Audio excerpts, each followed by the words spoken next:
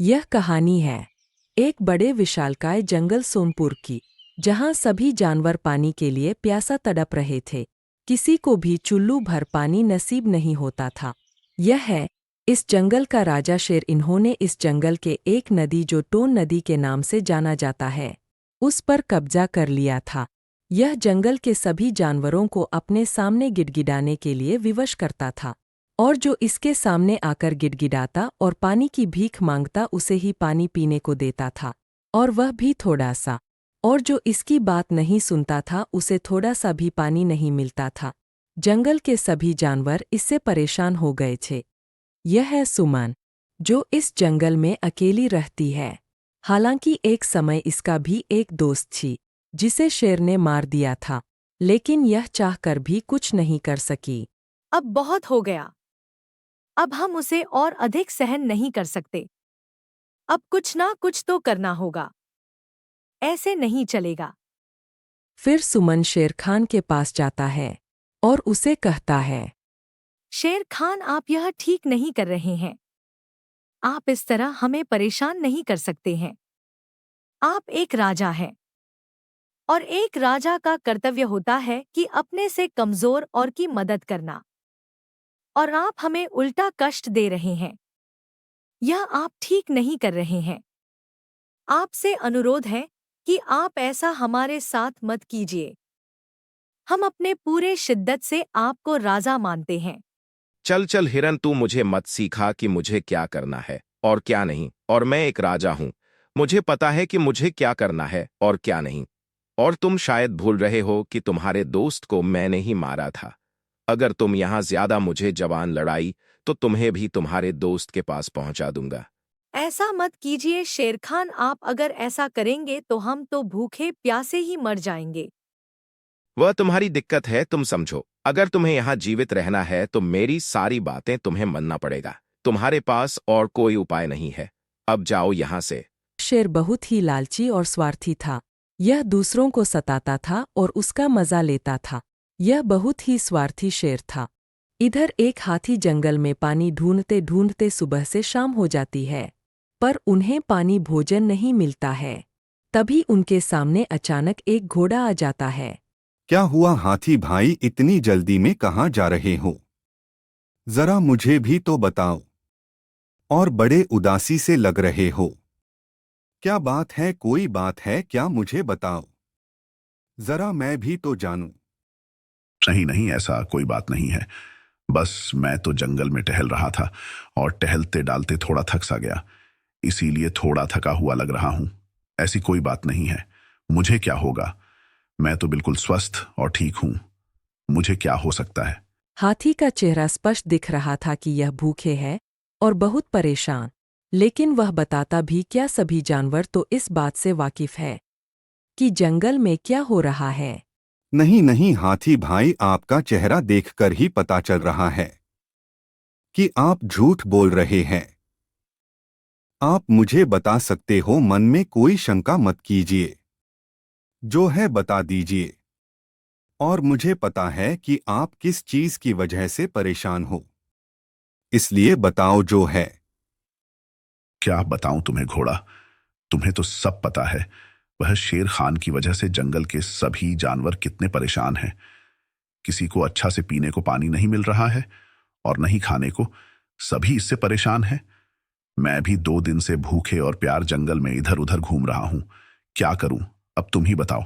मेरे पास इसका एक समाधान है, लेकिन वह इतना सरल नहीं है।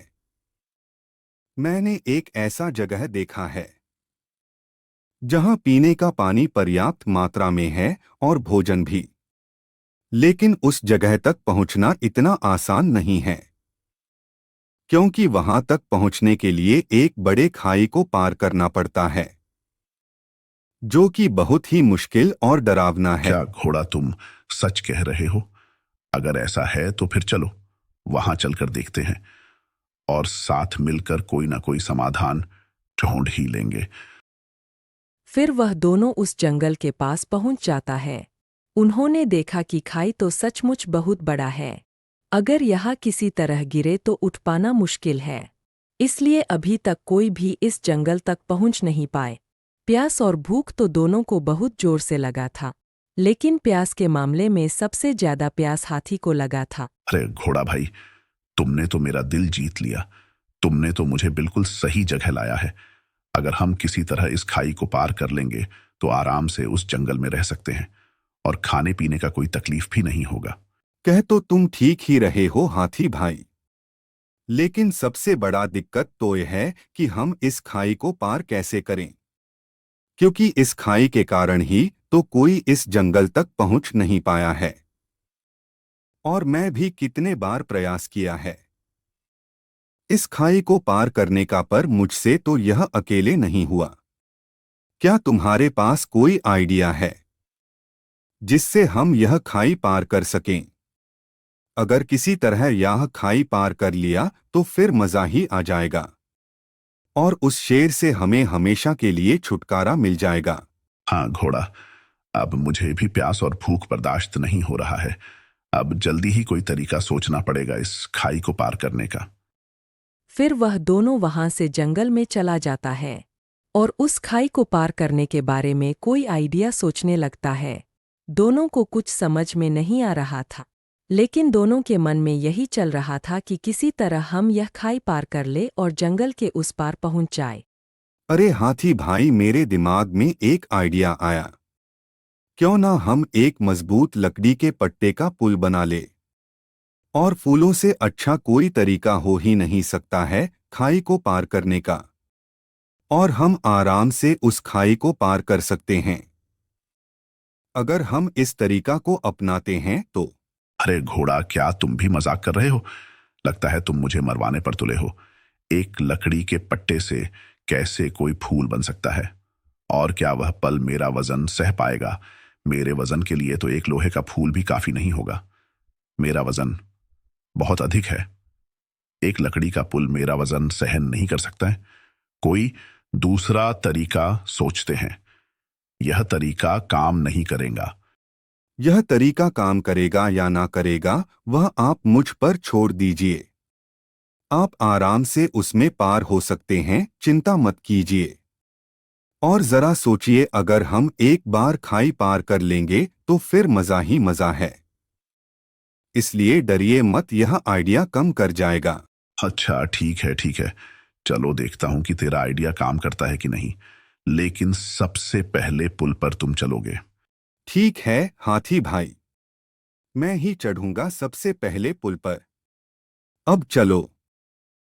फिर घोड़ा ने जल्दी जल्दी में एक पुल का निर्माण कर दिया। वह पुल दिखने में तो साधारण लग रहा था, पर था मजबूत। और जब उस पुल पर चढ़ने का पारी आया तो सबसे पहले घोड़ा ने अपना कदम रखा। वह धीरे धीरे और आसानी से पुल पार कर गए। अब पारी था हाथी का। उन्हें तो पहले डर लग रहा था कि कहीं उनके वजन से पुल टूट न जाए। फिर किसी तरह हाथी ने हिम्मत जुटा और पुल पर चढ़ गया। उन्हें लगा कि पुल टूटने वाला है। उन्होंने छलांग लगा दिया। अरे वाह हाथी भाई, तुमने तो कमाल कर दिया। तुमने तो बड़ी आसानी से पुल को पार कर लिया। हाँ घोड़ा, तुम्हें तो मजा आ रहा था। पता है तुम्हें मैं कितना डर गया रहा था। मैंने तो सोचा अब मैं तो गिरा खाई में, लेकिन पुल टूटने से पहले मैं छलांग लगाकर बच गया। अब चलो जंगल में चलकर मजे करते हैं। बहुत जोर से पाया और भूख लगा है। फिर वह दोनों जंगल के अंदर जाकर खूब खा पी के पेट भर लेते हैं और एक पेड़ के नीचे बैठकर आराम करने लगते हैं। तभी इधर दूर खड़ा एक हिरन उन दोनों को देख लेता है। वह हिरन खाई के पास जाता है। अरे हाथी भाई, जरा सा भोजन मुझे भी दे दो। मुझे भी कई दिनों से अच्छा से खाना नहीं मिला है। फिर हाथी उन्हें थोड़ा सा फल दे देता है। इस तरह जंगल के सभी जानवर यहाँ आने लगे और सभी को अच्छा से भोजन पानी मिलने लगा। इस तरह से कोई भी शेर खान के पास पानी और भोजन के लिए नहीं जाने लगा।